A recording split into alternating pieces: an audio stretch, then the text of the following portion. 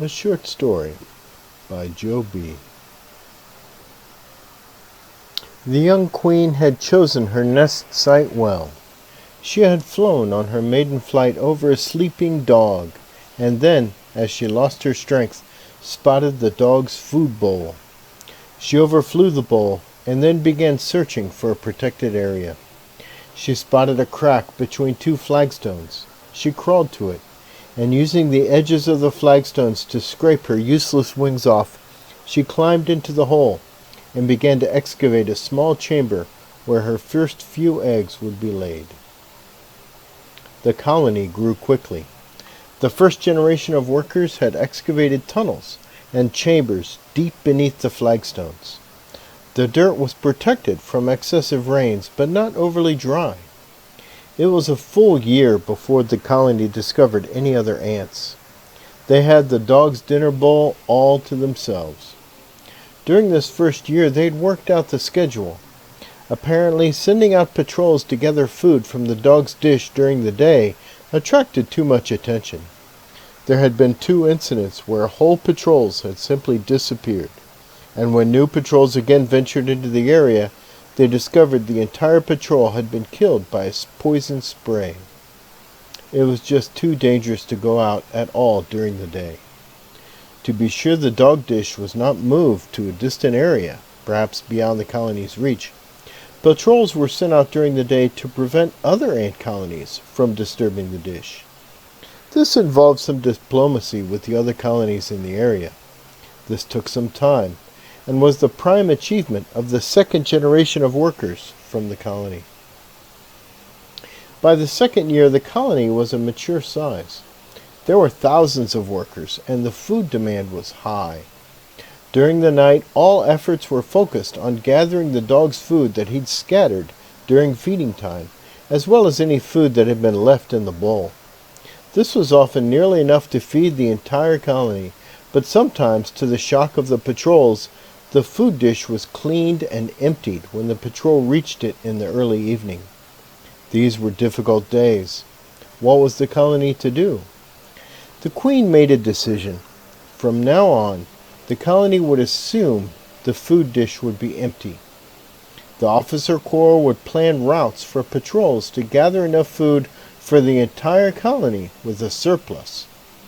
The surplus was calculated considering that of every 7 patrols, it was likely 1 would not return.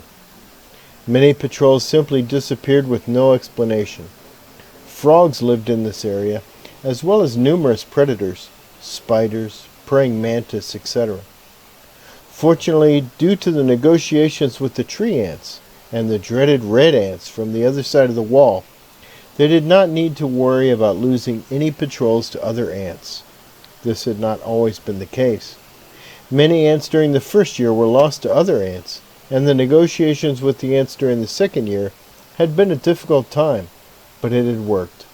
Losses dipped from 1 out of every 4 patrols to 1 of every 7. Jeremy had been born during the 3rd year of the colony's life.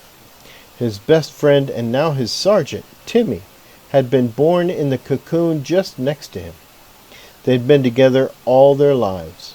Jeremy and Timmy had both been sergeants under the legendary Captain Billy for months, until a new patrol was formed, and Jeremy was given the lieutenant's position. Timmy immediately volunteered to be his sergeant. They were given 9 new soldiers, and off they went. Jeremy and Timmy tried not to show emotion when Captain Billy gave them their orders. 2 recent patrols had come back from this specific route, called Route Q, with enormous amounts of food. It was a valuable and treasured route, but since that time last week, no patrols had gone there and returned. They had lost 2 patrols in a row. This was Lieutenant Jeremy's first patrol. He was ordered to cross over the wall into Red Ant territory, cross over the root of the great tree, briefly stepping into Tree Ant territory, and explore the grasslands past the great root. Bring back whatever food they were able to secure, and meet the next patrol at the edge of the wall once they had crossed back. Jeremy and Timmy agreed not to discuss too many of the details of their mission with their young soldiers. The young soldiers had never been on patrol before, and so perhaps did not understand the gravity of crossing into red ant and green ant tree territories, both on the same mission. Passing the great tree would put them perhaps in the territory of unknown ant colonies, and the two previous patrols had not returned. They just told the new recruits to follow the leader. Lieutenant Jeremy and one of the stronger recruits went first. Timmy and whoever was lagging behind were at the rear of the patrol. Should they find food, they would send two recruits back, perhaps with the sergeant, to the edge of the wall to give samples to the waiting patrol, so they could take the samples back to the colony. If the food tested positive, another patrol would be sent to relieve them, and they would bring back as much as they could carry. Due to the dangerous terrain they had to cross, however, Jeremy doubted that they would send only one additional patrol. He and Timmy had discussed this a little before the briefing the recruits, but finally they had just decided, as all good ants do, to just do what they were told and figure out the details later. They left. Their journey was a good one. They cleared the wall and found the grassy field beyond the wall to be sunny and clear. They had good visibility and no bad contacts with any red ants all the way to the edge of the great tree. The green ants lived in the heights of the tree, tending herds of aphids, and they ventured out of the tree very seldom, so they did not anticipate any bad contacts with the green ants. But there was some nervousness in the patrol as they crossed over the great root at the base of the tree. Jeremy had the patrol scatter in a rehearsed maneuver to scout the immediate area for food and quickly retrace their steps back, while he followed the trail back in line to chat a bit with Timmy. The recruits were well trained and did exactly as they were told. They each went a little bit to the left of the other, leaving a trail behind them as they quickly walked, scouting for any potential food source. Jeremy and Timmy discussed what to do next. The ground beyond the tree root was terra incognita for them both. They'd never even heard tales of what lay beyond the tree root. Jeremy almost hoped for contact with the large green ants, so they could gain a little intelligence about what to expect. The green ants tended flocks of aphids, and so needed very little in additional nourishment. Yet their vantage from up high in the tree gave them a great deal of knowledge Jeremy's colony could never hope to have. Many times in the past, these tree ants, especially in the treaty negotiations from the previous generation, had given the colony much assistance and wisdom. This was exactly why Jeremy and Timmy were on their current route, because of intelligence given previous patrols by the green ants. Then one of the young recruits hurriedly rushed up to Timmy and Jeremy. He gave a quick salute and stammered a bit before gaining his composure. "Sir, I believe we have found a great food source." Jeremy and Timmy gave each other a happy glance before Jeremy instructed him, "Very well, show us." The young recruit hurried down the trail. Jeremy and Timmy each followed, their antennae tapping the trail with excitement as they hurried along. 4 of the recruits were still measuring the dimensions of their find when Timmy and Jeremy arrived. It was large, perhaps too large for them to keep. It would be difficult to keep this away from the red ants for long, especially since they were on the edge of their territory. Who knew what other colonies might come along? This would definitely take 2 days, at least, for the patrol to break up and transport back. They needed another patrol to hurry to their location, perhaps 2 more patrols. Jeremy pulled 2 recruits from their measuring task and instructed each of them to take a sample back to Captain Billy. "Find Captain Billy," he explained to them slowly. "He's waiting at the Great Wall. Give him your samples and make sure he understands how large this is. We will need another patrol, perhaps 2, to secure this prize and bring it safely back to the colony." The recruits nodded. "Go now," Jeremy instructed. The recruits saluted. They lowered their heads and began tapping the ground, following the trail back. They had plenty of time. The trail back to the wall should still be fresh for another hour. They should be back with an additional patrol within 2 more hours. Jeremy and Timmy decided to focus their efforts on breaking up the prize in more manageable chunks. Should some other colony discover their prize, at least they could bring 1 or 2 sizable pieces back. The patrol had discovered a dropped lollipop. Jeremy, Timmy, and 7 of their recruits had made a little headway in breaking off a sizable piece. They'd cut deep into the edge, and maybe in 2 more hours they might have a big chunk enough for 2 of them to drag back. Still, the trail back to the wall was beginning to fade. Jeremy had to make sure they'd be able to find their way back. He ordered 2 more of his recruits to make it back to the wall with a sample of their find. "Find Captain Billy and give him your report," he urged them. He instructed them to not follow within sight of the other. Stay separated. If something should be waiting for ambush, then perhaps they both might not fall for the trap. Jeremy knew something had happened to the first 2 recruits he'd sent back. His 2 new recruits dutifully began tapping their way back, the first one quickly, the second slowly and cautiously, each one leaving a fresh trail for the others. Jeremy and Timmy now only had 5 recruits left, slowly carving up their prize. They succeeded in cutting off a heavy chunk. They started a second, and quickly cut that off as well. These 2 pieces would be the work of 4, perhaps all 5 of the new recruits, as they struggled back to the colony. Jeremy could not wait any longer. It was starting to get dark. Jeremy took the lead on the return journey. Timmy stayed close behind, dashing back and forth between Jeremy and the struggling recruits, dragging and pulling their prize. They made it back over the great tree root without incident. Then Jeremy detected a faint odor as he tapped his way forward. The odor grew stronger. Yes, red ants had crossed this path only minutes before. Jeremy stopped and waited for Timmy. Best not to meet these ants alone, he thought. Timmy arrived a little anxious and tapped a quick message to Jeremy that they were on an active red ant trail. Why was he stopped? Jeremy turned and quietly tapped back. The red ants are here. Red ants, 3 of them, almost exactly the same size as Jeremy, had come marching back along the trail and spotted Jeremy and froze. They stood motionless, staring, waiting. Timmy had arrived next, tapping the message to Jeremy. Jeremy made a friendly gesture to the red ants, and they visibly relaxed. He turned and reassured Timmy that he had already made contact. He then turned and gave a sample of their prize to the red ants. He then began to instruct them as to how to find the rest of their prize. The red ants were enormously grateful. They introduced themselves. They were Lar, Gar, and Lieutenant Papar. Jeremy chatted with them for a few moments as his recruits struggled past, dragging and pulling their heavy loads. The red ants were impressed. They had no intelligence for Jeremy.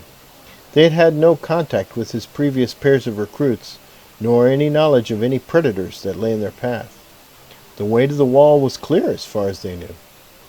Jeremy's colony had a free passage to the wall from their treaty, and the good faith gesture he'd given them with the gift of the enormous food cache they would find would ensure a free passage for some time.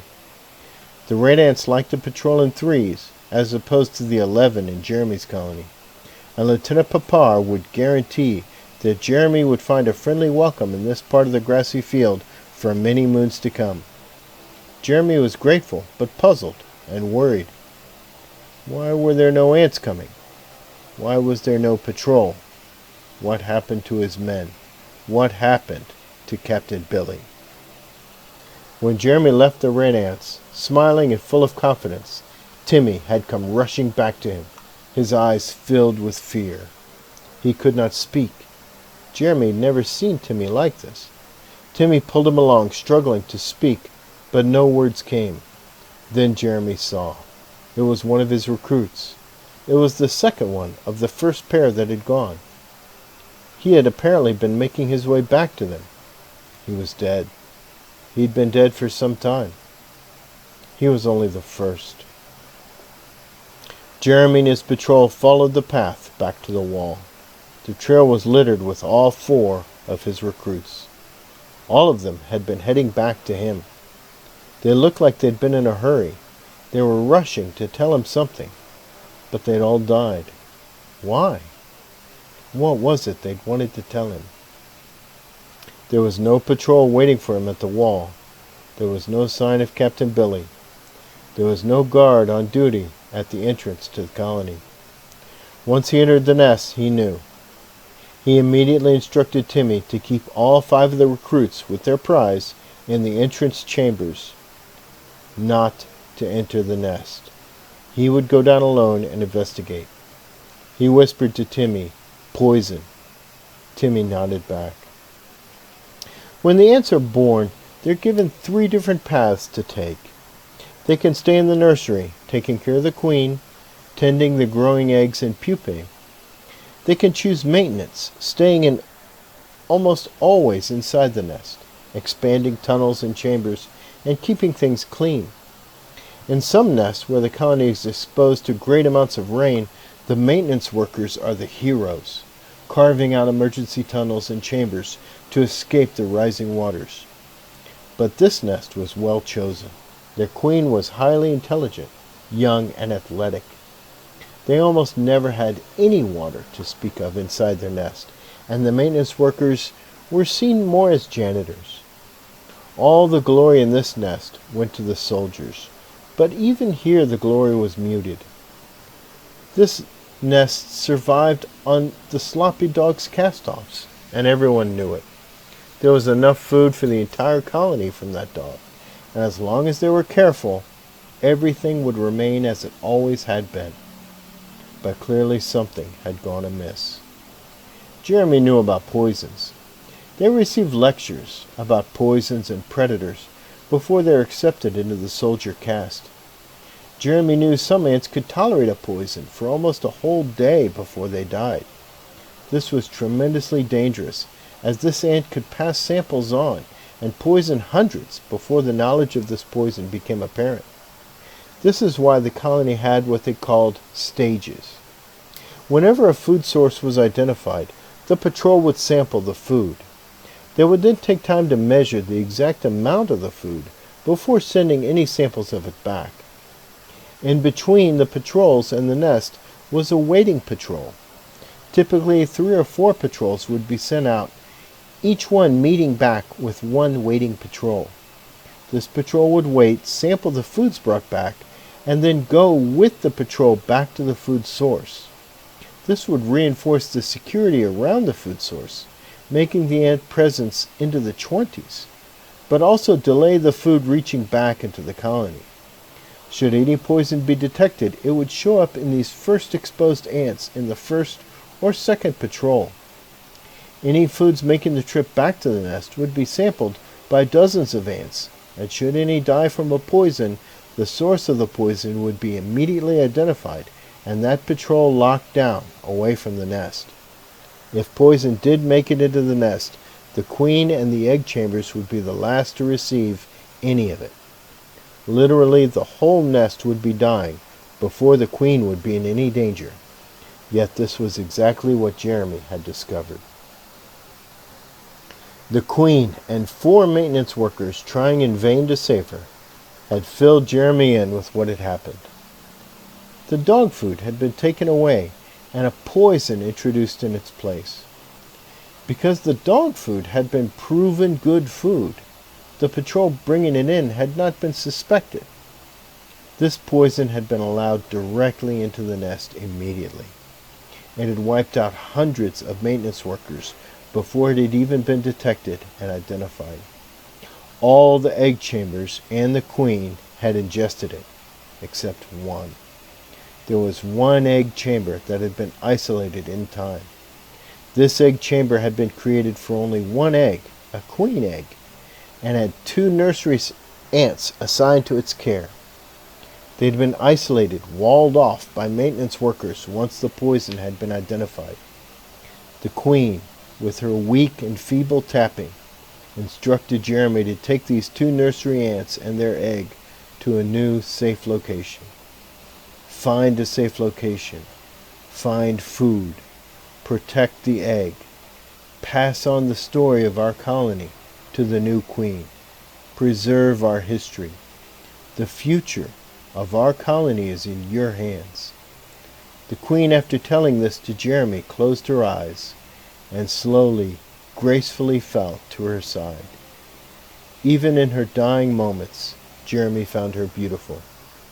2 maintenance workers were unaffected by the poison, and they directed Jeremy to the chamber.